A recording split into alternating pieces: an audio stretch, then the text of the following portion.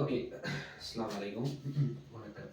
இன்னைக்கு நான் பார்க்க போற விஷயம் என்னன்னா, ஹேர்ல ஆய்க்கருவி. நோட்ஸ் எழுதுறாங்க எழுதிக்கோங்க. இங்க தலை போடுங்க. ஹேரின் ஆய்க்கருவினை பயன்படுத்தி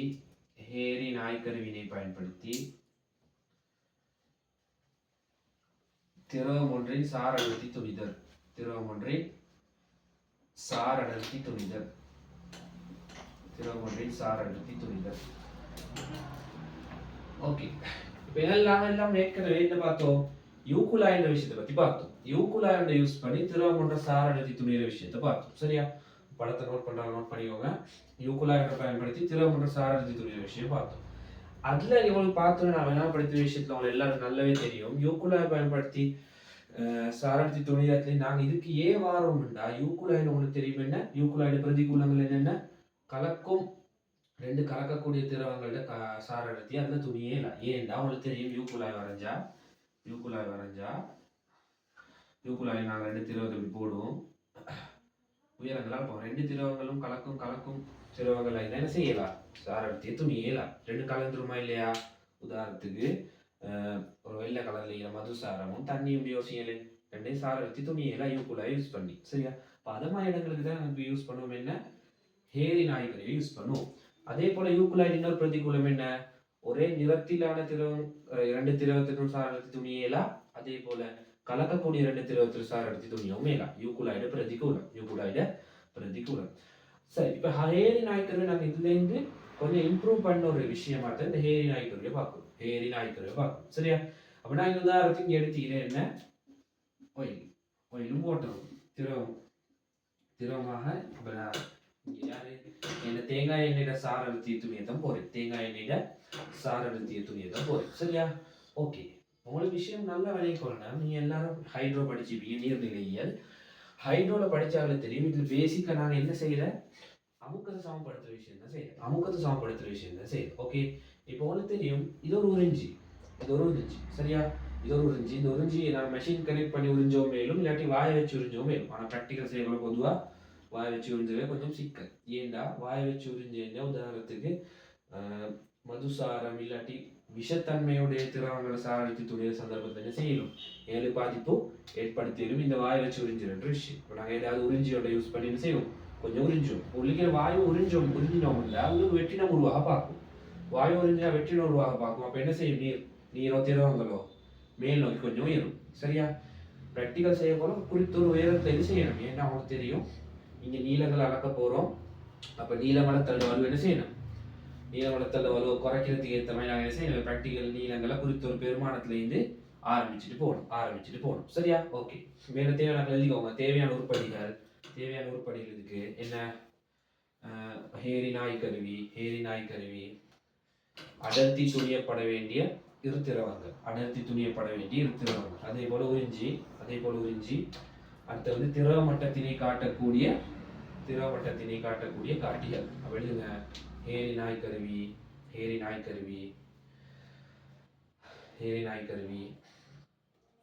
முகவைகள் வீடியோ நிப்பாட்டியது நீ என்ன? சரி. முகவைகள், உறிஞ்சி, வேற காட்டிகள். சரி. இப்ப ஒவ்வொரு விஷயத்தையும் ஏன்னு சொல்ல போறேன். உறிஞ்சி யூஸ் பண்ணதுக்கு காரணம் சொன்னேன் நிறைய விஷயங்கள். ஓகே. இந்த காட்டின்ற விஷயம். சரியா? இந்த காட்டின்ற விஷயத்தை போட்டு எடுத்தீங்கன்னா நல்லா பாருங்க. இங்கின இந்த ஒரு திரவ மட்டத்தை நான் ஜூம் பண்ணி வரையறேன். ஒரு திரவத்துல பரிசோதனைக்குள்ள ஜூம் பண்ணி வரையறேன். ரியல் லைஃப்ல ஒரு நாளும் திரவம் எப்படி இயது? இப்படி இக்க போறல்ல திரவம். சரியா? எப்படி இக்கும் திரவம்? இப்படி இருக்குமா இல்லையா? நல்லா ஜூம் பண்ணா இப்படி இருக்கும் திரவம். இப்படி இருக்கும் திரவம். அப்ப இந்த காட்டியை யூஸ் பண்றேன்னா உங்களுக்கு தெரியும், இது ஒரு பக்கம் அப்படியே வைங்க, காட்டிக்கு தான் வர போறேன். இப்ப இந்த ப்ராக்டிகல் என்ன செய்வோம்? சார் எடுத்து துணிய போறோம். அப்ப நான் இந்த புள்ளியை ஏல எடுக்கிறேன், இந்த வெளியில புள்ளியை பி எடுக்கிறேன். சரியா? இந்த புள்ளியை சி எடுக்கிறேன், இந்த புள்ளியை டி எடுக்கிறேன். சரியா? ஓகே. உங்களுக்கு தெரியும், ஒரே மட்டத்தில் அமுக்கம் சமன்றதால எழுதலாம் PA சமன் PB. இங்கே எழுதலாம் PC சமன் PD. அதே போல உங்களுக்கு தெரியும் பிபின்னு சொன்னா யாருக்கு திறந்தீங்க வலிக்கு, பிடின்னு சொல்ற எங்க திறந்தீங்க வலிக்கு. அப்ப ரெண்டுமே வளிமண்டல அமுக்கமா இல்லையா? பிபியும் பிடியும் என்ன? பிபியும் பிடியும் வளிமண்டல அமுக்கத்துக்கு சமனாயிக்கும், வளிமண்டல அமுக்கத்துக்கு சமனாயிக்கும், வளிமண்டல அமுக்கத்துக்கு சமனாயிக்கும். பாத்தீங்கன்னா ஏ பிக்கு சமன், சி டிக்கு சமன், பி டிக்கு சமன். அப்ப எல்லாமே சமனாயிக்கும். அப்ப என்ன சொல்லலாம் இந்த ஏயும் சியும் சமன் சொல்லலாம், ஏயும் சியும் சமன் சொல்லலாம். இதை வச்சு என்ன சொல்லலாம்? பிஏ சமன் பிசின்னு சொல்லலாம், பிஏ சமன் பிசின்னு சொல்லலாம். சரியா? இப்போ உங்களுக்கு தெரியும் வலியை நான் உறிஞ்சி வச்சு உறிஞ்சினாலும் உள்ளுக்கு ஒரு அமுக்கம் வைக்குமா இல்லையா? உள்ளுக்கு ஒரு அமுக்கம் வைக்கும். இப்போ நான் உள்ளுக்கு அமுக்கத்தை நான் எடுக்கிறேன், பி இன்னு எடுக்கிறேன். சரியா? பி நோட்னு எடுத்தாலும் பிரச்சனை இல்லை, பி இன்னு எடுக்கிறேன். சரியா? பி இன்னு எடுக்கிறேன். ஓகே, அப்போ எனக்கு பி இன்னு எடுத்தேன்டா என்ன சொல்லுங்க பார்ப்போம், இந்த உயரத்தோட பிஏ அமுக்கமும் பிசி அமுக்கமும் எழுதுங்க பார்ப்போம். இந்த உயரத்தோட பிஏ அமுக்கமும் பிசி அமுக்கமும் எழுதுங்க பார்ப்போம். பிஏ அமுக்கம் என்ன? உள்ளுக்கு வலி அமுக்கம் பிஏ இன், இங்க உயரம் HW ரோ ஜி, திரவ அமுக்கம் HW ரோ ஜி. இங்க H0 ரோ நாட் ஜி, இதுல அடர்த்தி ரோ நாட், இதுல அடர்த்தி ரோ W. எதுக்கு பார்ப்போம்? பிஏக்கும் பிசிக்கும் அமுக்கம் எதுக்கு பார்ப்போம் குயிக்கா? பிஏக்கும் பிசிக்கும் குயிக்கா பிஏக்கும் பிசி நான் இது படிச்சுக்கிறோம், ஹைட்ரோ படிச்சுக்கிறோம். பிஏக்கும் பிசிக்கும் அமுக்கம் எதுக்கு பார்ப்போம்?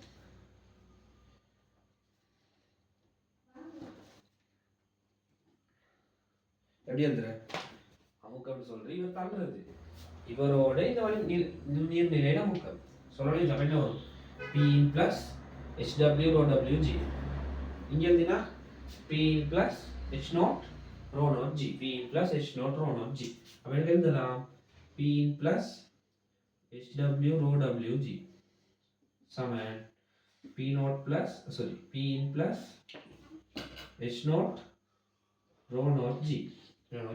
ரெண்டுலையும் பி இன்ன வெட்டலாம், வெட்டினா என்ன வரும் எனக்கு? HW ரோ WG சமன் H0 ரோ நாட் G வரும், H0 ரோ நாட் G வரும். சரியா? ரெண்டு பக்கம் பி இன்ன வெட்டுரு, இது சமன்பாடு தானே, பி இன்ன வெட்டு. அப்ப GNG வெட்டினா எனக்கு வரும் HW row W H0 row not வரும். இது யார மாதிரி யூக்குலாயம் ஆகி வந்துருச்சு. என்ன உயரங்கள் இடையிலான விகிதமானது HW க்கு H0 சொல்ல யாருக்கு? ரோ W க்கு சொல்லு ரோ நாட்டுக்கு சமனா வரும், ரோ W கீழ் ரோ நாட்டுக்கு சமனா. அதாவது யூக்குலாயின் மெத்தட்கே வந்துட்டேன். அப்ப நோக்கம் என்ன? யூக்குலாயில இருந்து கொஞ்சம் அட்வான்ஸ் பண்ணின விஷயம் மட்டும் போறது. அதாவது கலக்கும் தகவுடைய திரவங்கள், ஒரே கலருடைய திரவங்கள் எல்லாம் கண்டுபிடிக்க இதை யூஸ் பண்ணி இவங்க ரெண்டு பேரும் ரெண்டா பிரிச்சு வச்சுக்கிறோம், கலக்க மாட்டாங்க. உதாரணத்துக்கு இவர் மதுசாரம், இவர் தண்ணிண்டா ரெண்டும் ஒரே கலர் இருந்தாலும் பிரச்சனை இல்லை, எனக்கு கண்டுபிடிக்க ரெண்டும் ஒரு நாம கலக்க போறதில்ல, ஆனா யூக்குலாயில கலக்கும். யூக்குலாயில கலக்கினா என்ன நடக்கும்? இதை கண்டுபிடிக்கலாம். அப்ப விலைக்கு ஒன்று இதுக்கே வந்து இதுக்கு எப்படி வந்து இந்த பாயிண்ட்டுக்கு வந்துட்டு, அப்போ உங்களை விலைக்கு ஒன்று உயரங்களை மாற்றி தான் என்ன செய்ய போறேன்? அடர்த்தியை கண்டுபிடிக்க போறேன். உயரங்களை மாற்றி தான் அடர்த்தியை கண்டுபிடிக்க போறேன். இப்ப நான் இதுக்கெல்லாம் வந்தது காரணம் என்ன? இவரை விளங்கப்படுத்துறதுக்கு. இவரில் என்ன சொன்னேன்?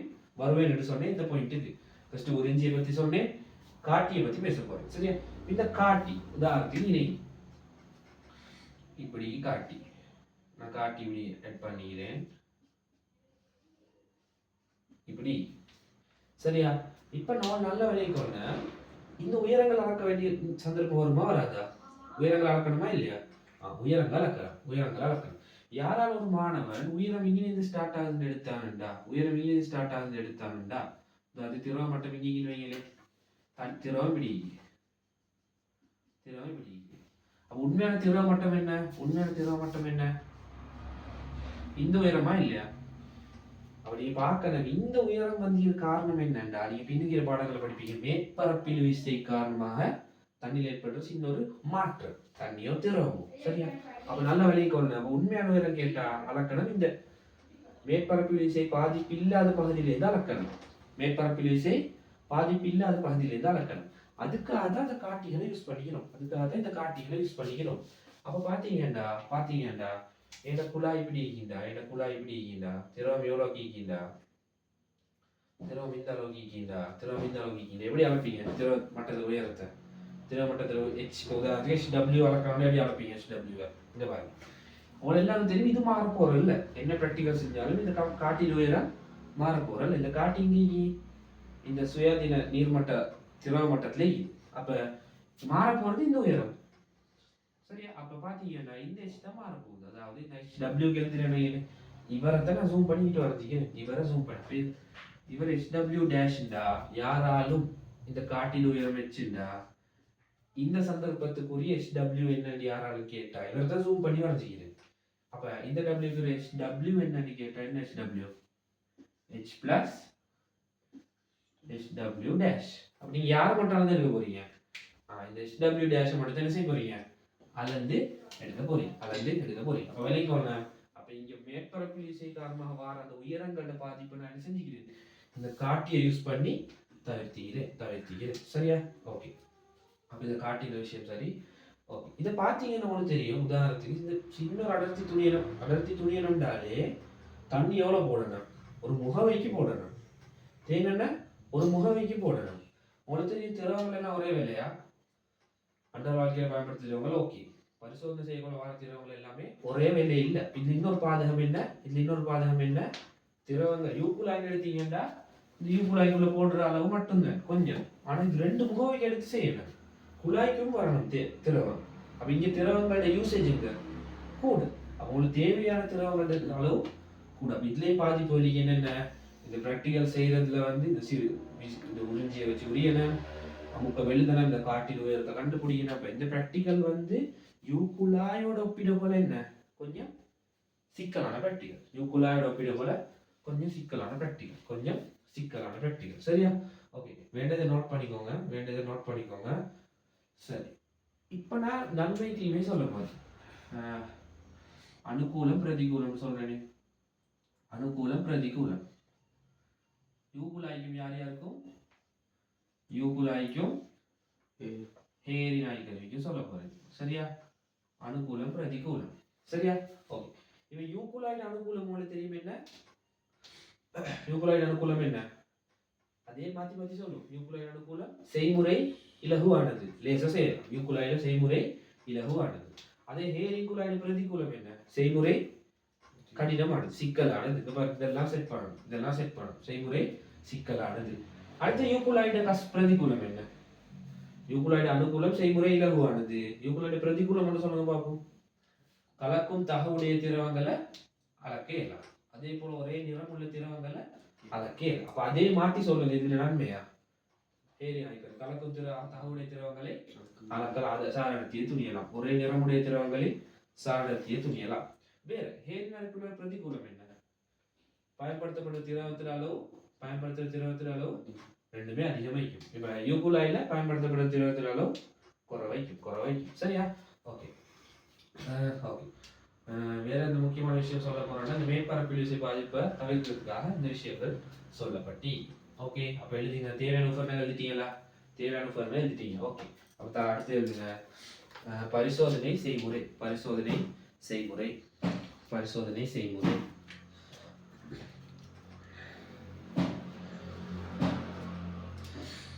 சரியா? எழுதுங்க. ஹேரின் ஆய்கருவியின் ஒரு முனையினை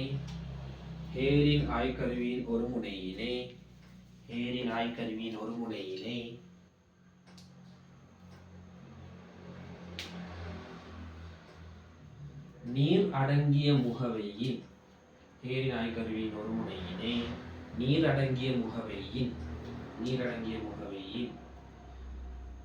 முகவையிலும்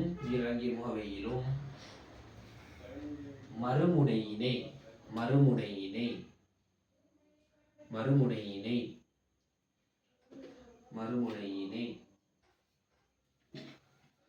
சரியா? மறுமுனையினை எண்ணெய் அடங்கியுள்ள முகவையிலும்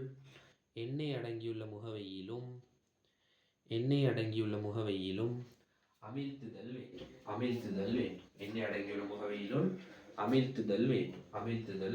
சரியா? எண்ணெய் அடங்கியுள்ள முகவையினுள் அமிழ்த்துதல் வேண்டும். சரியா? எண்ணெய் அடங்கிய முகவையினுள் அமிழ்த்துதல் வேண்டும். சரி. ரெண்டாவது என்ன? அடுத்த ரெண்டாவது என்ன செய்யணும்? உங்களுக்கு தெரியும் வாசிப்பு எடுக்க போறோம். மீட்டர் கோலை யூஸ் பண்ணி உங்களுக்கு தெரியும் சைட்ல மீட்டர் கோல்னு நினைக்கலாம்.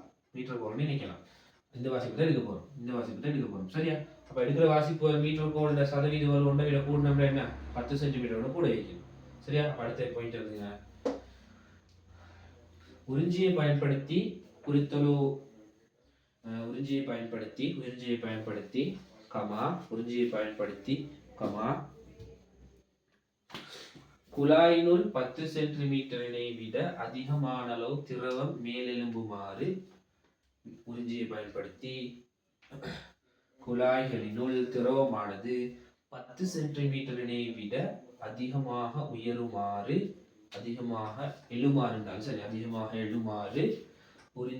உறிஞ்சியினை அதிகமாக எழுமாறு வலியினை உறிஞ்சிக்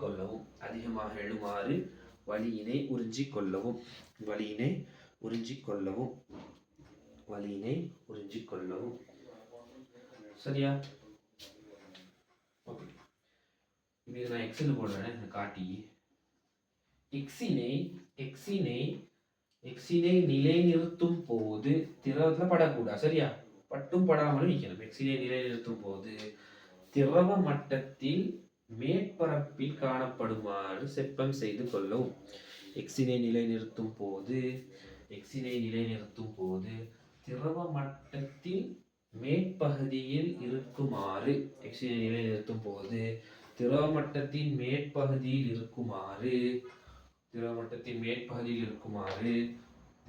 செப்பம் செய்து கொள்க.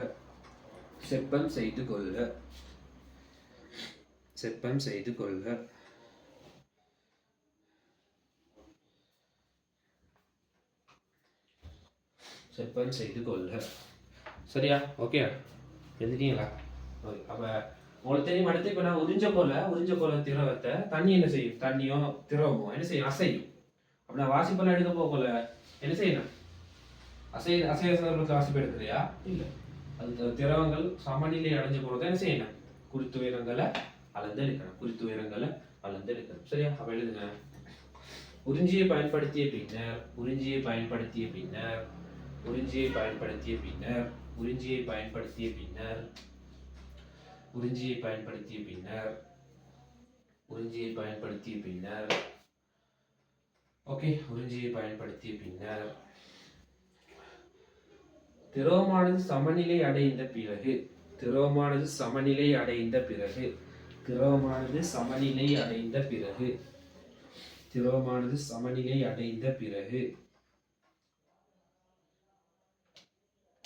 திரவமானது சமநிலை அடைந்த பிறகு சரியா?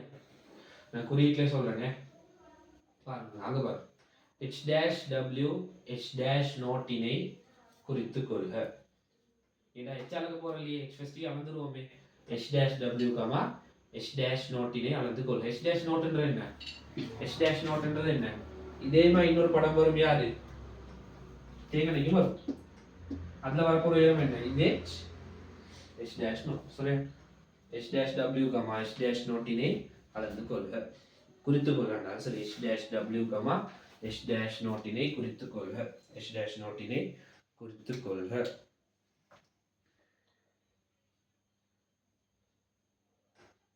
சரியா? ஓகே. ஒவ்வொரு சந்தர்ப்பத்திற்கும் உரிய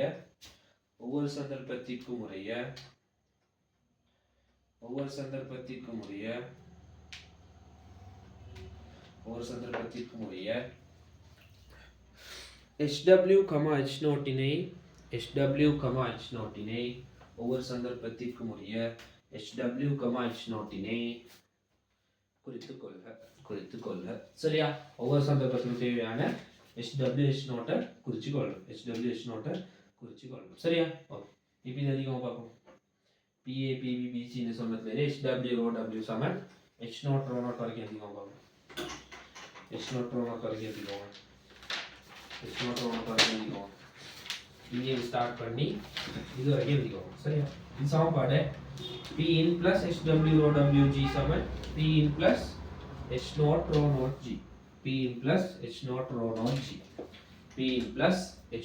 ρ0G. சரியா? PA சமன் PBன்றது காரணம் என்ன காரணம் எழுதுங்க. ஒரே மட்டத்திலே இருந்தால PA PB. PCயும் PDயும் சமனாகிறதுக்கு காரணம் ஒரே மட்டத்திலே இருந்தால. ஆனா பிபியும் பிடியும் சமாளத்துக்கு காரணம் என்ன? வலிக்கு திறந்துகிறது வளிமண்டலத்துக்கு சமன்றதா வளிமண்டலத்துக்கு சமன்றதா பை மீது சிலாக்கள் பையில படிச்சிருக்கீங்க, சிலாக்கள் பை வேற மாதிரி படிச்சிருக்கீங்க. கடை கிளாஸ்ல என்ன நாங்கள் என்ன பை தான் பேசுகிறேன், பையன் தான் பேசுகிறேன். ஓகே, பையன் தான் பேசுகிறேன். HW rho W H0 rho naught வரைக்கும் எழுதிக்கோங்க பார்ப்போம். HW rho W H0 rho naught வரைக்கும் எழுதிக்கோங்க பார்ப்போம். குயிக்கா வீடியோ பார்க்குற ஆன்லைன் ஸ்டூடெண்ட்ஸ் வந்து என்ன செய்ய இப்போ அடிட்டு எழுதலாம். ஃபிசிக்கல் ஸ்டூடெண்ட்ஸ் மட்டும் குயிக்காக எழுதுங்க. சரி, HW rho W சமம் H0 rho naught இது அழிக்கிறேன்.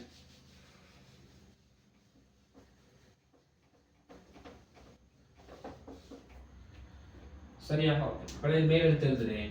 HW rho W சமம் H0 rho naught. சரியா பாருங்க. அப்ப HW நான் இழுவை மாற்றம் செஞ்சேன், எனக்கு வரும் rho naught இன் கீழ் rho W H0 வரும். அதாவது rho W வந்து பிரிக்குது, rho W வந்து பிரிக்குது. அப்ப இவர் யார மாதிரி வடிவம்? y சமம் mx என்ற ஒரு வடிவம். அப்ப வரப்போற கிராஃப் எப்படி வரும்? உற்பத்தியினோட போற கிராஃப் ஒன்று மாதிரி வரும். உற்பத்தியினோட போற கிராஃப் ஒன்று மாதிரி வரும். சரியா? அப்ப x அச்சுக்கு என்ன? H0 சென்டிமீட்டர்ல போடுங்க. y அச்சுக்கு HW சென்டிமீட்டர். சரியா? கிராஃப் வரைய என்ன செய்யணும்? குறித்த அலகுகளையும் காட்டணும். அப்போ உற்பத்தியினோட போற ஒரு கிராஃப் ஒன்று பெறப்படும். கிராஃப் வடிவத்தையும் காட்டிக்கோங்க. உற்பத்தியினோட போற கிராஃப் ஒன்று பெறப்படும். சரியா?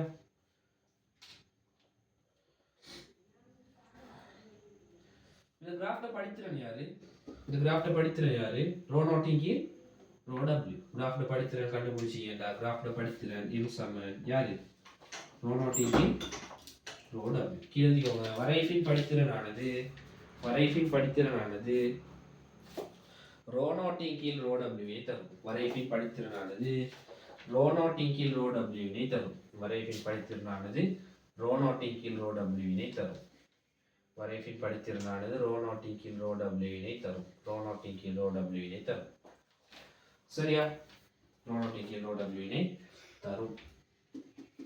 அப்போ உங்களுக்கு வித்தியாசமான H0 க்கு HW எடுத்து ஒவ்வொரு H0 க்கு HW அளந்து எடுத்து கிராஃப் ஒன்று வரைஞ்சிங்க. அதாவது கிராஃப்ட் படித்திறன் rho naught இன் கீழ் rho W தரும். சரியா? rho naught இன் கீழ் rho W தரும். சரி, ஓகே. அடுத்த விஷயம், இந்த படத்தை நார்மலா காட்டிக்கோங்க. இந்த படத்தை சின்னதா காட்டுங்க. கீழே இந்த படத்தை சின்னதா காட்டி இந்த HW வந்து H plus HW dash என்றதை காட்டுங்க பார்ப்போம்.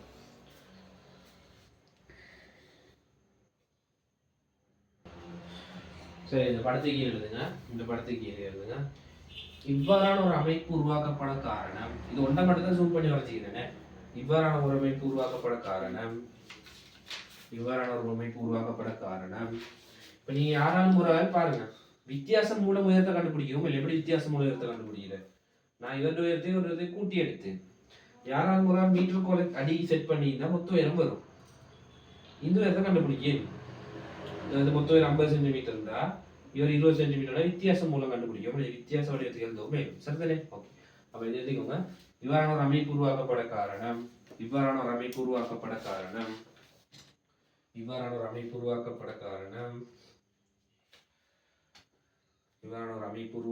காரணம் திரவங்களின் மேற்பரப்பிழிசை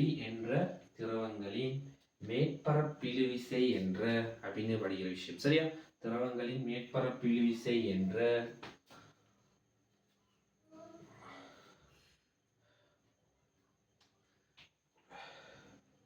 ஒரு இயல்பின் காரணமாகவே ஆகும். மேற்பரப்பிழிசை என்ற அதை பத்தி முறை பார்ப்போம். மேற்பரப்பிழிசை ஒரு இயல்பு இல்ல, ஒரு விசை உண்டு. சரியா? அப்ப அந்த விசை காரணமாக திரவம் மட்டும் என்ன செய்யுது?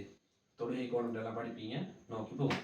மேற்பரப்பிழிசை என்ற இயல்பின் காரணமே ஆகும். அது இல்லாமத்தான் இந்த உசந்திக்கிறது, இந்த உயர்ந்த அளவு இல்லாமத்தான் இப்படி செஞ்சிடும். சரியா? ஓகே. இந்த ப்ராக்டிக்கல் அவ்வளோதான். அடுத்தது உங்களுக்கு தெரியும், இந்த பரிசோதனைக்கு ஹேரின் ஆய்கரு நிலைய போல உதாரணத்துக்கு யாராலும் ரசம் தண்ணி யூஸ் பண்ணி ப்ராக்டிக்கல் செஞ்சுட்டு பேத்திப்பாங்க.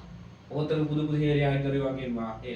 நீங்க அதே ப்ராக்டிக்கல் செய்ய போற. உதாரணத்துக்கு கெமிஸ்ட்ரி படி யாரும் தெரியும், தாக்கம் புரியுற 2 உலோகம். உதாரணத்துக்கு யாரும் சோடியம் குளோரைட்டை போட்டு செஞ்சுட்டு பேத்திடுறாங்க. திருப்பி நீங்க வந்து சோடியம் ஹைட்ரோக்சைடை போடுறீங்க, காரம் ஒன்று அமிலம் ஒன்று. அந்த மாதிரி சிக்கல் வரவுல தாக்கம் அடையிடும். ஒரு துளி கழிக்குமா இல்லையா, கொஞ்சம் கொஞ்சம் துளி கழிக்கும். அப்ப என்ன செய்யணும், நல்லா க்ளீன் பண்ணணுமா இல்லையா. நீங்க புதிய ஒரு திரவம் போட போல நல்லா க்ளீன் பண்ணணும். எப்படி க்ளீன் பண்ற யூகுலாயில படிச்ச விஷயமே தர என்ன, ஒன்னாவது ஐதான அமிலத்துல கழுவணும். ஐதான அமிலத்துல கழுவினா ஏற்கனவே காரம் என்ன மாதிரி மீந்தா இல்லாம ஐதானத்துல அமிலத்துல கழுவின போற உதாரணத்துக்கு கழுவின போற அமிலம் மிஞ்சிக்குமா இல்லையா, அவரை இல்லாம என்ன செய்யணும், அடுத்தது ஐதான காரத்தை யூஸ் பண்ணணும். அப்ப இதான அமிலமீறது காரத்துக்கு வைத்தோம். சரியா, அடுத்து வந்து காய்ச்சி வடித்த நீரை யூஸ் பண்ணி என்ன செய்யணும், உள்ளே கழுவிட்டு காய்ச்சி வடித்த நீரை யூஸ் பண்ணி உள்ளே கழுவிட்டு ஒரு மந்தமான நோமல் வெயில்ல வச்சு எடுத்தோம்ல. சரி, சொல்றேன். ஒன்னாவது என்ன, ஐதான அமிலம், ஐதான காரம், அப்புறம் காய்ச்சி வடித்த நீர். சரியா, காய்ச்சி வடித்த நீர். ஓகே, காய்ச்சி வடித்த நீர். சரி, இந்த விஷயங்கள் விளங்கி எடுத்தீங்கன்னா ஓகே, இந்த விஷயத்தை விளங்கி எடுத்தீங்கன்னா சரி. அப்ப அடுத்த தலைப்பு ஒரு சின்ன பாயிண்ட் போடுங்க.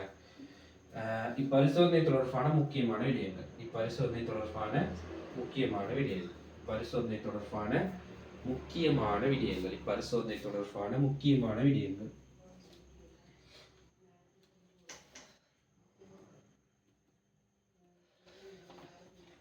பரிசோதனை தொடர்பான முக்கியமான விடயங்கள். கீழே எழுதுங்க. இங்கு பயன்படுத்தப்படும் குழாய்கள்.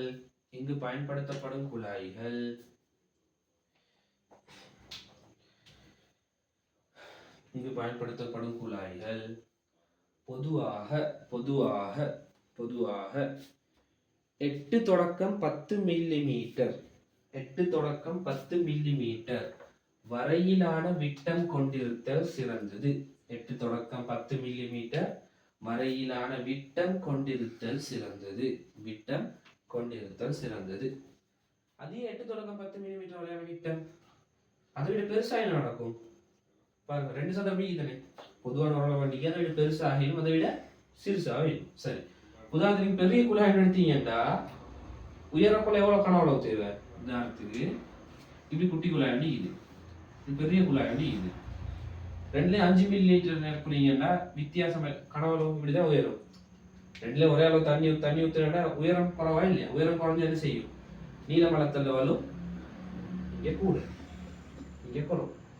பெருசா யூஸ் பண்ணினா சிறுசை யூஸ் பண்ணா என்ன ப்ராப்ளம்டா, நீங்க பின்னே படிப்பீங்க. சிறுசை யூஸ் பண்ணா அதாவது மயிர்துளை குழாய்கள் மாதிரி சின்னதை யூஸ் பண்ணி என்ன நடக்கும், மேற்பரப்பு செய்த தாக்கல் கூடி மயிர்துளை குழாயில சுயாதீன எழுச்சி ஒன்று வரும். அதாவது நீங்க கொஞ்சம் உயரம் எக்ஸ்ட்ரா போகும். அதனால பின்னே படிப்போம். அவளையும் நான் பெருசு யூஸ் பண்ண கூட சிறுசையும் யூஸ் பண்ணி கூட. அப்ப கீழே எழுதுங்க. மிகப்பெரிய விட்டம் போட்டு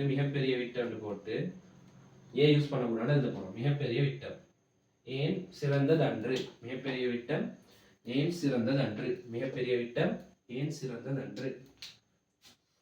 அப்ப எழுதுங்க. எப்படி எழுதுவீங்க, நீங்க தான் எழுதணுமே.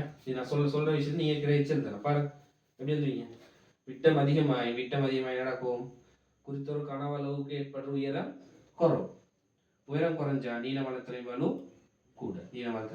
கூட அணியிட்டு எழுதிக்கணும். சரியா, அடுத்த 2வது என்ன சொன்ன. 1வது விட்டம் ஏன் பெருசா இருந்தா சிறந்ததன்று சொன்னேன். அடுத்தது விட்டம் மிகச்சிறியதாயின் அது ஏன் சிறந்ததன்று.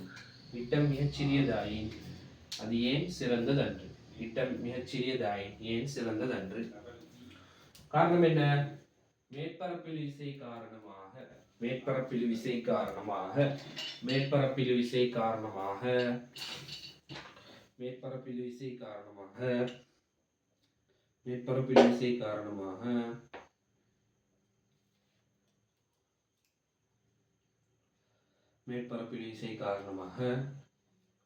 மயத்துளை குழாயில் H மாறுபடலாம். மயத்துளை குழாயில என்ன சொல்லி, மயத்துளை குழாய்னாலும் சரி, விட்டம் குறவுன்னு சொல்றது என்ன குழாய், மயத்துளை குழாய். லெப்ல இது விட்டமாக குறவுன்னு சொல்ற மயத்துளை குழாய். அவன் என்ன சொன்னேன், விட்டம் மிகச்சிறியதாயின் மயத்துளை குழாயின் மேற்பரப்பு விசையின் காரணமாக H மாறலாம். இல்லாட்டி மேற்பரப்பு விசையின் தாக்கம் அதிகம் என்று சொன்னாலும் சரி. சரியா, விட்டம் குறைவாயின் மயிர்துளை குழாயின் அதாவது பரிசோதனை குழாயின் என்ன H வித்தியாசப்படலாம். இது வேற பேர்கள் சுயாதீன ஏற்படுற எழுச்சியெல்லாம் இது சரியா? ஓகே ஓகே சரிதானே?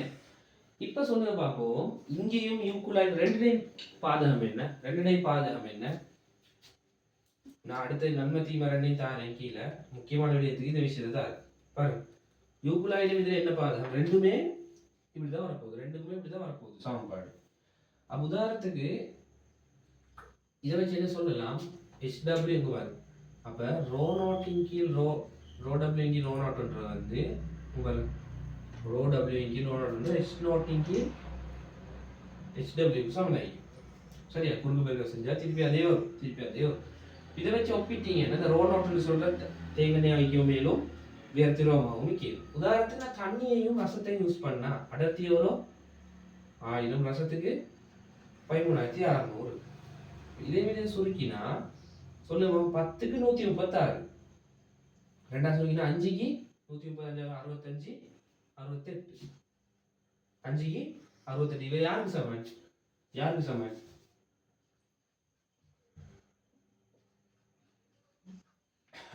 H நாட் இங்கே HW. அப்ப பாத்தீங்கடா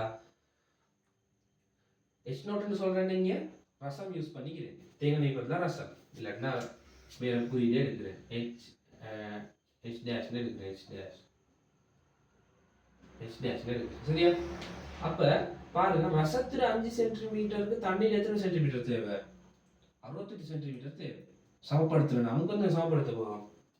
ஏன்னா ரசத்துல வந்து அடர்த்தி கூடன்றதால சின்ன உயரத்துல நீங்க பாத்தீங்கன்னா ரசம் எல்லாம் கொஞ்சமே நல்ல பாரமைக்கும். அப்ப விளைக்கொண்டு ரசத்துல சின்ன உயரத்தை சமப்படுத்தல தண்ணி எவ்வளவு தேவை? பெரிய ஒரு பெருமான தேவை. யூக்குலாயிலும் அதான் பிரச்சனை, இதுலயும் அதான் பிரச்சனை. என்ன? அடர்த்தி மிகப்பெரியதாக வித்தியாசப்பட்டது. 1000 13,000 1000 15,000 1000 20,000 அப்படி வந்தா இன்னும் கஷ்டம். அவளைக்கு அடர்த்தி மிச்ச டிஃபரன்ஸ் ஆயிடுச்சு. தெரிஞ்சவங்களுக்கு என்ன செய்யலாம்? யூக்குலாயின் கேஸ் ப்ராப்ளம், இவரும் ப்ராப்ளம் சொல்லலாம். ஓகே சரிதானே? எழுதிக்கோங்க கீழே போய் அடர்த்தி மிகப்பெரிய வித்தியாசமுடைய இரு திரவங்களின் அடர்த்தி மிகப்பெரிய வித்தியாசமுடைய இரு திரவங்களின்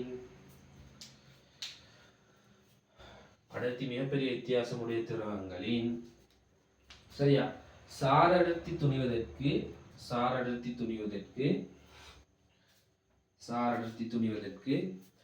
இப்பரிசோதனை முறைமை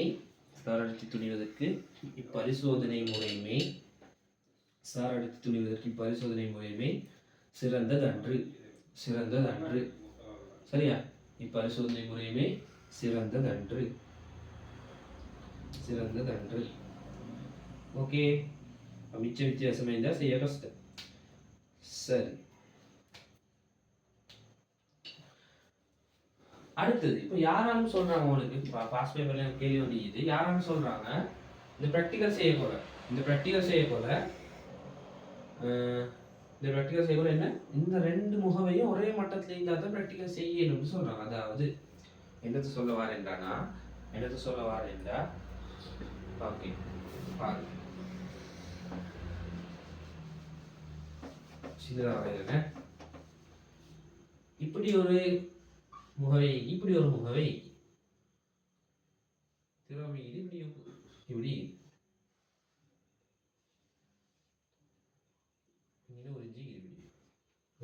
சரியா? ஓகே, படிச்சு வரேன். கேமரா படுமா சரியா? விஷயம் இல்லைச்சா? ரெண்டும் ஒரே மட்டத்துல இல்ல.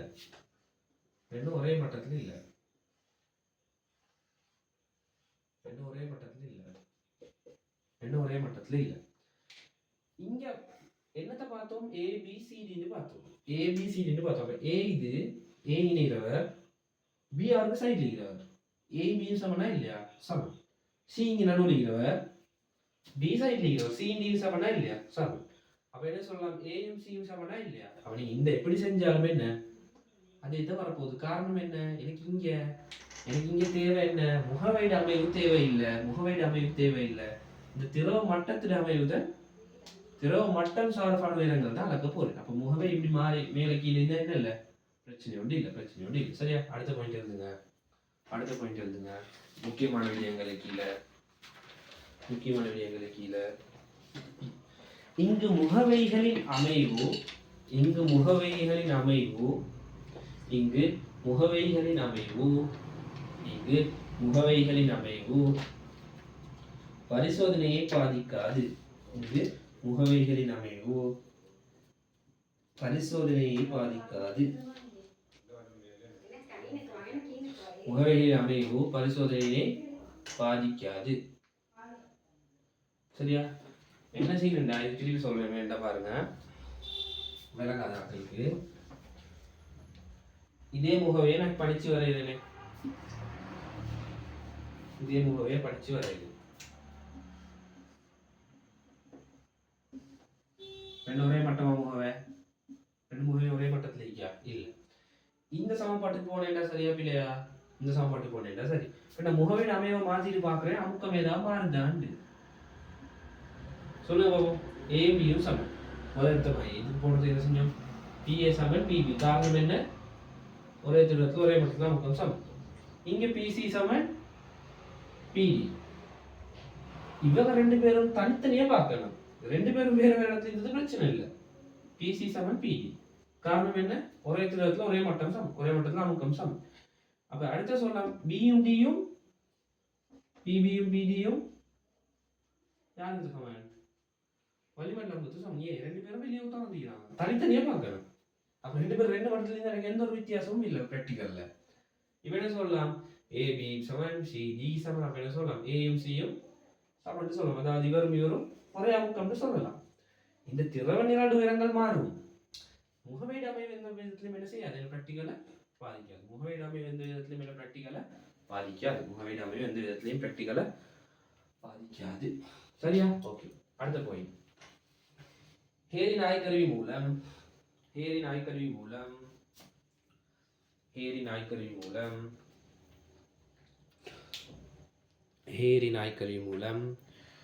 ஒரே நிறமுடைய கமா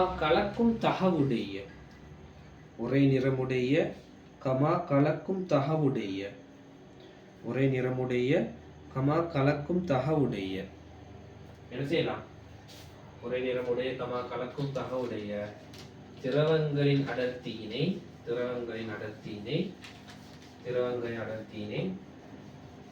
துணியலாம். கலக்கும் தகவுடைய ஒரே நிறமுடைய திரவங்களின் அடர்த்தியினை துணியலாம். சரியா? கலக்கும் தகவுடைய ஒரே நிறமுடைய திரவங்களின் அடர்த்தியினை துணியலாம். அடுத்த சின்ன தலைப்பு ஹேரி நாய்க்கருவியின் பிரதிகூலங்கள்.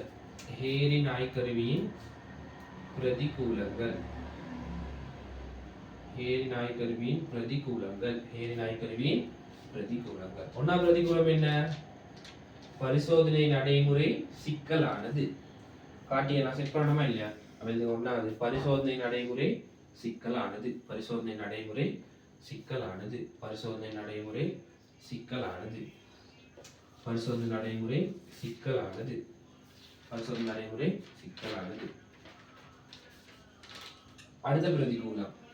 அடுத்த பிரதிகூலம் நம்ம சொன்ன விஷயமே தான். என்ன? அடர்த்தி வித்தியாசம்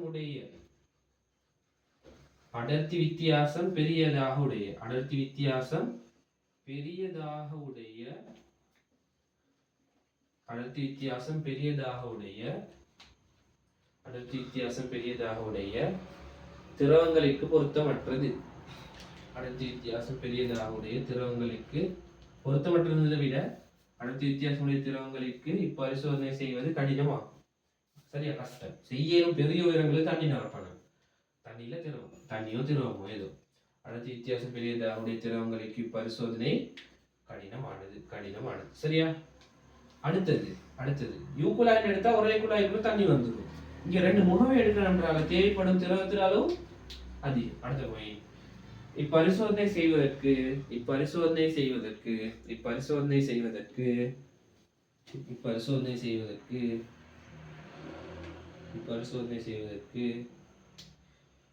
அதிக திரவ கனவளவுகள் தேவைப்படும். உதாரணத்துக்கு விலை நல்லா கூட்டின ரெண்டு திரவங்கள் கண்டுபிடிக்கிறத செய்யலாம். நிறைய தேவை. ஒரு முகவைக்கு நிரப்பணுமே திரவத்தை. ஓகே, அப்போ இந்த ப்ராக்டிகல் கஷ்டம். அடுத்து மிச்சம் பெருசாக இந்த செய்யலாம். என்ன நடக்கும்? என்ன வரும்?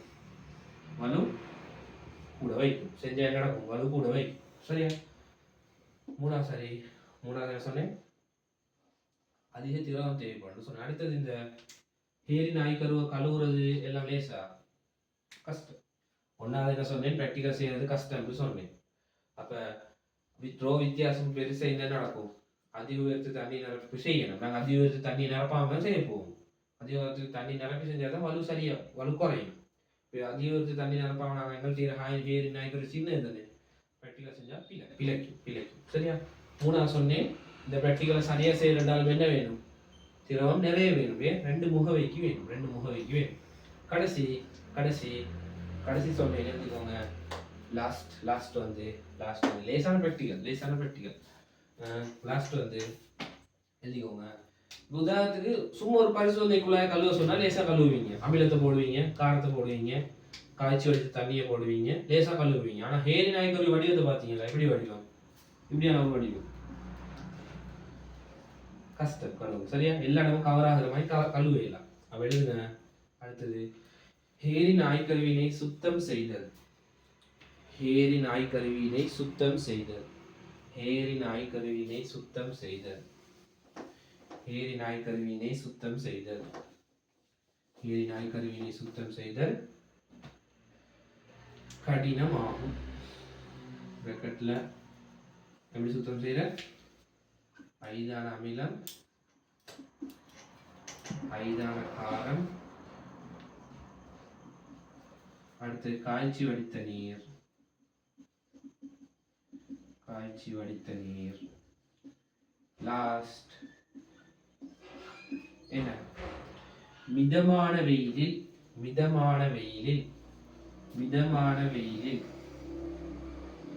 சரி, நீ கழுவுறனாலும் இப்படிதான் கழுவணும். மிதமான வெயிலில் கழுவுறதுக்குள்ள காய வைக்கிற வராது. நீ அதை எழுதி கொண்டுற. சரியா? மிதமான வெயிலில் காய வைத்தல்.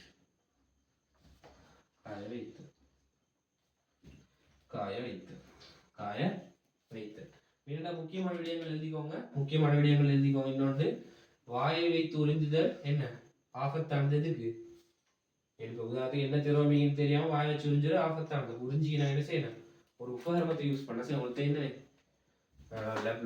சில லேப்ல உறிஞ்சி அடிக்கணும். சில அந்த சின்ன பிள்ளைகிட்ட இது கொடுப்போமே மருந்து, சின்ன பிள்ளை மருந்து கொடுக்க போல உள்ளுக்கிற வலியை வெளியே தள்ளிட்டு விட்டோம் என்ன செய்யும்? திரவம் உள்ளுக்கு வரும் அந்த ட்ரொப்புக்குள்ள. அது உறிஞ்சிட்ட தலைக்கு விஷயம். உறிஞ்சிட்டா உள்ளுக்கிற வலியே இருக்குது. இது உள்ளுக்கிற வலியை தள்ளிட்டு அந்த இடத்துல திரவத்தை இருக்குது. சின்ன பிள்ளைக்கு அந்த பேனடோல் சிறப்பு வரும். அது இல்லை இது சொல்றேன். அதுல மாயம் வந்து சின்ன உபகரணங்கள் இது யூஸ் பண்ணலாம்.